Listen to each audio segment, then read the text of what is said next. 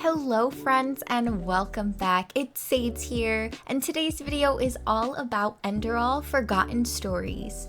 This game is technically a conversion mod for Skyrim Special Edition, so all you need to do is download the game for free on Steam, and it's technically a major mod, but it uses its own launcher. Now, this game is a full game modification from Skyrim, and it's set in its own world with its own landscape, lore, and story. Now, the whole story is quite dark and psychological, but the characters are super immersive, and so is the open world. This whole video today is my first experience with it and diving into the beginning of the first couple of major storylines, as well as just exploring and enjoying the beauty that this game is. Be sure to check the description for everything that you need to know about this game and how to get it yourself. As well, check the description for all of my socials, as I stream on Twitch and I play Skyrim and a variety of other action-adventure and RPG games there as well. Please enjoy this video all about Enderal, and I'm excited to experience this with y'all for the first time together. Enderal Forgotten Stories starts off in a small little snippet of a town, and I started by just kind of looking around and exploring, and I was blown away by the flora, the lighting. It was all so beautiful. So as I'm making my way up the path, we'll run into the very beginning of the story, and it's not exactly what you might think. Keep in mind throughout this video, we mostly are doing a voiceover, as I spent several hours actually playing the game, and some portions have been sped up as well for your viewing experience. So we run into Daddy, who supposedly is the father of our character. We haven't created our character yet, but we'll get there. We start to kind of just jump right into a simple day with our father, and once we go in the house though, things get very, very dark. So father has told us to come inside to start cutting up a deer for us to have dinner, but this is where things get crazy. Father starts going off about why he hates us and how we have killed our whole family, supposedly.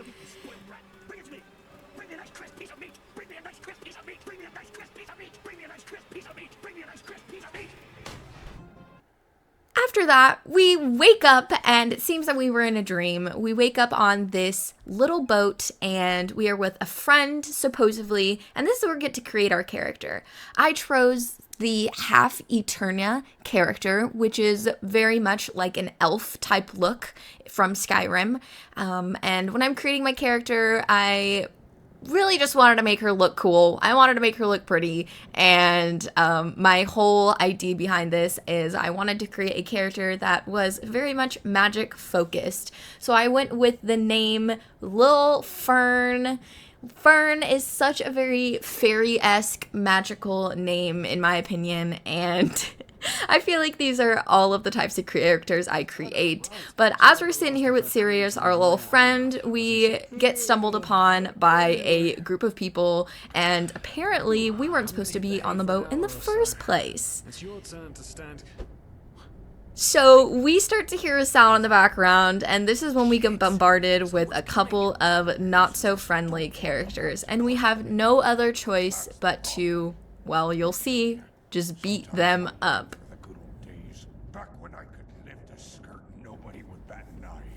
Right off the bat, I noticed how immersive the different quests were going to be and continue to be throughout the game. So right here, he asked me to put out the lamp, and it's just something as small as that just makes it feel so much more immersive as you're exploring the story with the characters.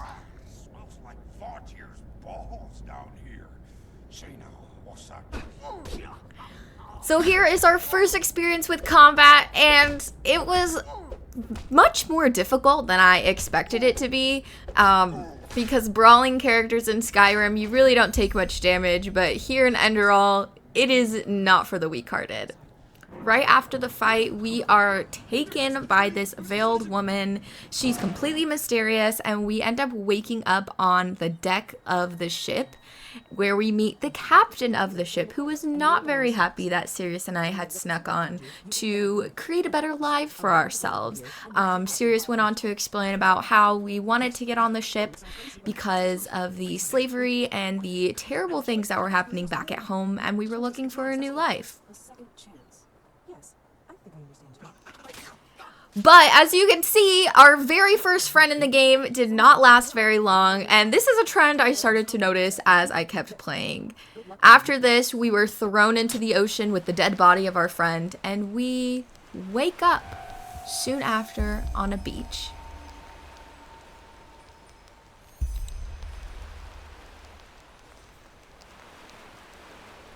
Because I am myself, I definitely spent some time looking around every nook and cranny and finding any pieces of loot I could get, because we have nothing and we are tasked with finding our way inland from the beach. So we go into the abandoned temple, and I looked around. There was a small little puzzle that took me some time to figure out.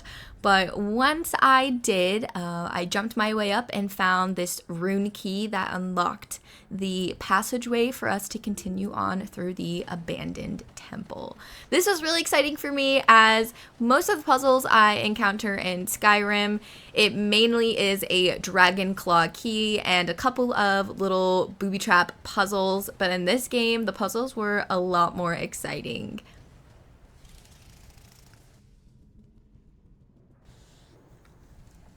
As I'm exploring the temple, I really made sure not to miss anything in terms of finding little bits and pieces of the caverns. This first little bit here, we start to be affected by arcane fever, which we'll soon learn more about. But it was quite intriguing to me as somebody who uses magic a lot, how this is definitely going to impact the way that I play this game.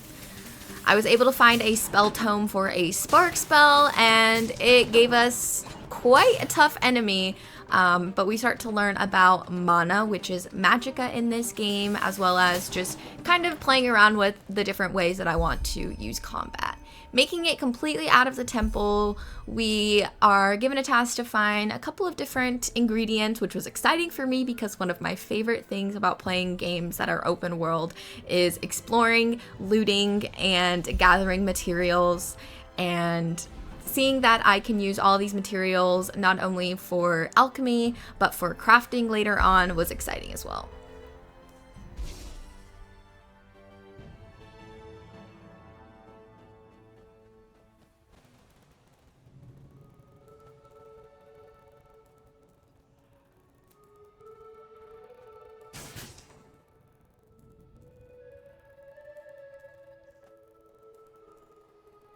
This was also the moment when I realized how tough wolves are in this game, and they always come in packs, it seems like. So I was not excited to see how difficult some of those easier enemies were.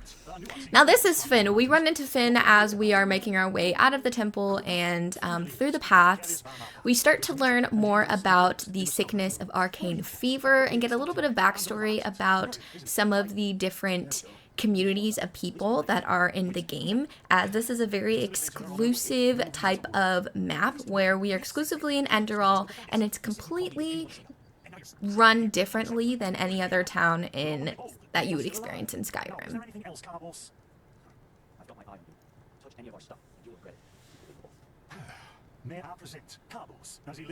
So with chatting with Finn, I'm starting to learn about some of the different locations, such as Riverville, and this is going to be a staple moving forward and where a lot of the beginning quest will begin.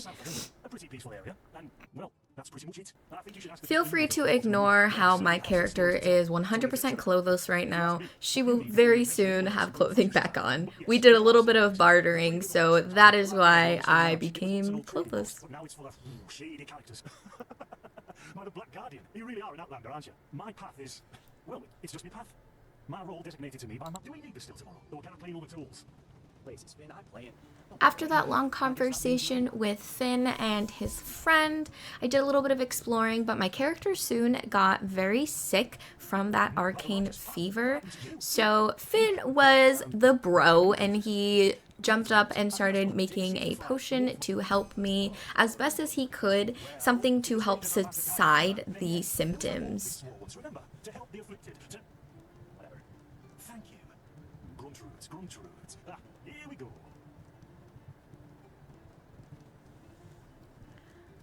As Finn is creating this potion, though, something really sad happens very quickly and unexpected. We start to have these bits of visions and bits of magic showing up, and it was very weird because no other character had really seen it. They just knew something had happened.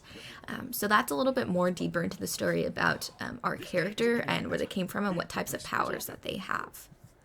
See, you already look a lot better. Still, you should let the priest take a look at that fever as soon as possible. What, you mean the still? Bad quality? And too much heat, I'd wager. Explosion? I'm not sure I'll follow. Oh, that'd be great, wouldn't it? Finn Dallars died in 8234. Cause of death, exploding still. Ha ha. Look, I really don't know what you're talking about. Maybe... Wait a second. What was that? Could have sworn I saw something moving over there. Oh, shit! Ah! What the? Carbos! They've hit me, Finn. Those bastards. They've hit me. Rest in peace, Carbos. We will always remember how mean you were to us. Anyways, here goes a second explosion and us waking up once more with somebody we do not know. This is Jespar, though, and he starts us off on our journey.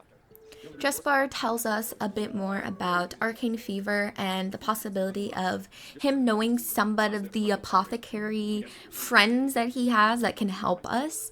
But with any NPC quest, as always, he wants something in return, and that is to help him uncover more information about a very interesting and weird bit of lore that's happening in his city. So the quest that we embark on is to help him get more information about a situation that happened with a character named Yarrow, and the character was involved in something pretty sketchy. So our task as we are moving around and getting towards one of the towns is to evaluate the situation, get more information from other people, and kind of go to his house and find some evidence about the situation so we can get more information.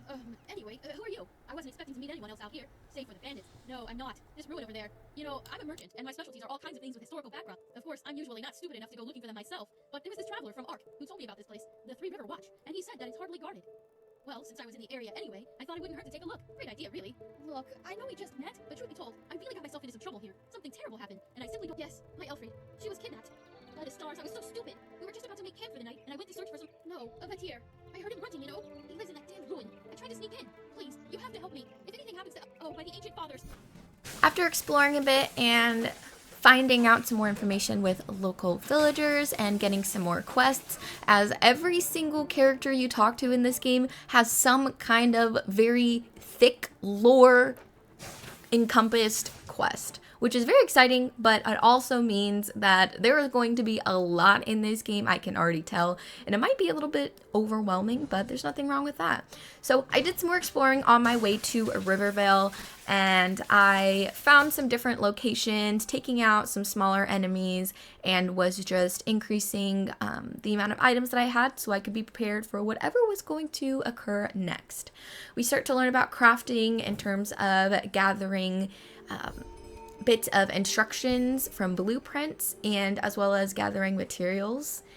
I'm gathering items from chests as well, because everybody knows I am a loot goblin, so I can't go and just walk around and skip all of the landmarks that I see. I just have to take everything, and I know I'm not the only one with that.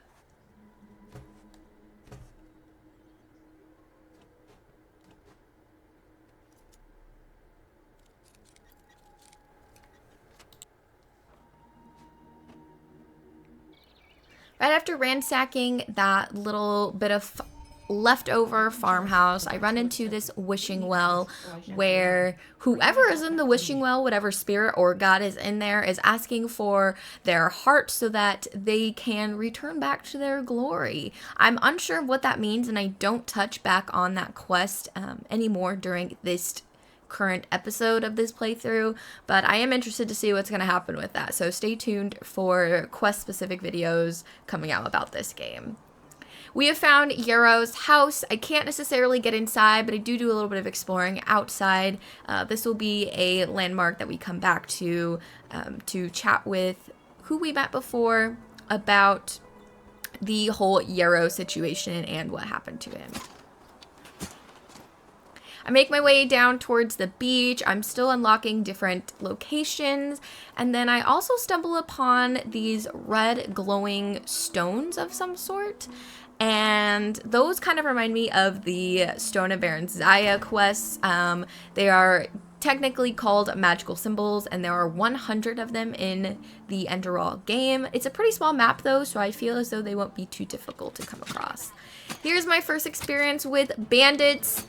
For some reason, they were automatically highwaymen, and I won't lie to y'all and say that I 100% did die once trying to take them out, but thankfully there were only 2, so I was able to play around with the different staffs and weapons that I acquired, and again, just try to find whatever weapons and style of gameplay that I liked.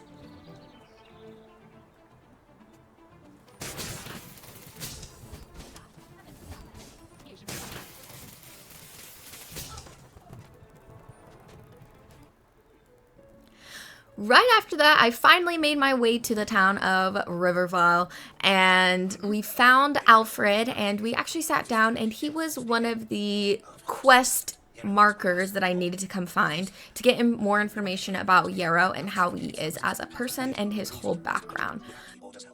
The conversation with Alfred was quite long, but it's totally okay because it's a bunch of information that we needed for the quest and information we're going to have to relay back to the quest giver.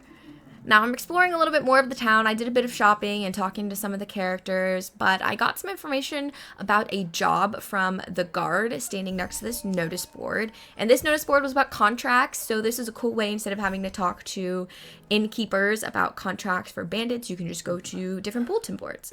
But we got some information about Mayor Juger and about how his wife is very, very sick. Now, I made him mad because I said that I wanted to be paid for helping him, but it's okay. We talked to him right after, and he gave in because he had no other choice.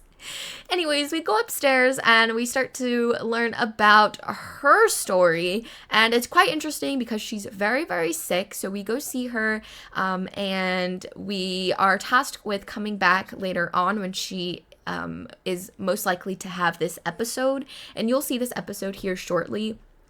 This episode is kind of like a crying fit, and her husband says that she is ranting about some very random things and people, but after watching her fit, we start to get a little bit of a magical occurrence.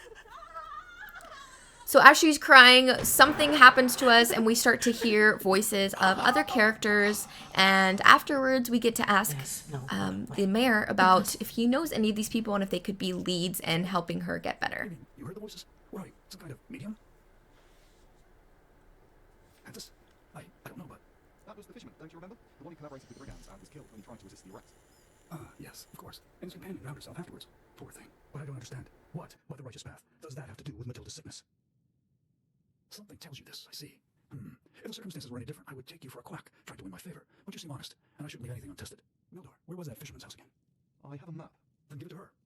Yeah, of course, brother. If Pentus really has anything to do with this, you should take So we hear a brief story about this man named Pentus who was actually killed because he was resisting arrest. So we are given a map marker to find his house to explore for more clues about what Pentus has to do with his wife. Now this is where it gets really dramatic and a little bit funny to me, but we end up at his house. We see this mysterious woman. She walks away. We can't interact with her at all. I soon realize that she is not alive, and I'm thinking she is a ghost of some sort. But when we go inside the house, we explore different bits of the house and we get more flashbacks of like what is happening. We hear voices and we can't see anything, but we hear voices of what occurred on the night that he was killed. And the mysterious woman waits for us outside and she points us in the direction of this little nook here. And we go in and we find more information about how Pentis and the brother of the mayor were working together in a way. And after we kill this mercenary, we stumble back into the suspicious brother who definitely had something to do with it, even if he denies. So we'll see his conversation here on how he's very sus in the situation. This is ridiculous. What? Oh, sod it. I never wanted anyone to get hurt. You have to believe me. The whole thing, it got out of hand. Oh, Jugar, she never loved him. No, the only reason they stayed companions was to have a bite in it, and that a divorce would shame him from the villagers. She started it, not I. I mean, yes, I gave into it, and yes, I love her, damn it. But, oh, my mouthless. Yes, we always met on the beach at night, shortly before dawn. And, I mean, he tried to act as if he didn't, but did, I'm sure it. Yes, that's what I told Matilda too. But she was so afraid, you know, as her entire life would be shattered to pieces and that. No, I mean, yes, I hired that sellsword, but he was only supposed to intimidate him. Please, my Dane, you have to believe me. This sickness Matilda has, she will never wake up again. I can feel it. And if you tell Jugar the truth about what's happened to now, you'll accomplish nothing. And you see it. Nothing but break a man who's already been broken. Make it worthwhile. You mean you want money? Good, of course. Give me that letter. So I'm definitely happy with the outcome of how this conversation was with Meldor about Mathilda's sickness, because I made him give me money, but then soon after our mysterious woman came in clutch and she absolutely destroyed him. Again, we weren't able to talk to her and I'm really sad that we weren't, but we now have information that we need to get and we need to get back to the mayor as soon as possible. So I run back to his crib and let him know that his brother was involved this whole entire time, as well as his wife Mathilda. She did have an affair. Very, very sad, but we'll see what happens to her very soon. So we finally made it back to the mayor's house and Mathilda is dead. He's completely hurt and he doesn't really have much to say to us, but I just can't imagine how he's feeling considering he found out his wife had an affair and she was killed as well by the sickness, not by anybody else. So he gives us some loot and that pretty much wraps up where we're going to be today. This game honestly is going to have me addicted. It is massive. Even though the map isn't massive, the stories and the quests in this game are going to take a good chunk of my time. And I'm very excited moving forward as I definitely plan to do more videos based on specific quests. But today's video was kind of just an intro and an overview as to this whole game if you have no experience with it. Or if you do, then you might have some tips to leave for me down in the chat or the comment section, and I'd be very interested to see what y'all have to say. I know with how the combat has gone so far in this game, it's going to be a struggle, but a fun and satisfying struggle as well. The only thing that I wish was in this game was some way to dodge, as the enemies are very, very overpowered, and early on in the game, you are not overpowered whatsoever. So I'm excited to, you know, grow my character, keep going, learning more about the stories, and if y'all are down for the ride with me, I really hope that you are. I can't wait to share more with you. I really hope that you enjoyed the video today. I'm sorry if it was a little bit all over the place, but I did my best as this game has so much in it, but I'm excited to show more. I will see you guys next week, and I hope you enjoyed. Peace out, Home Scouts. Have a great rest of your week.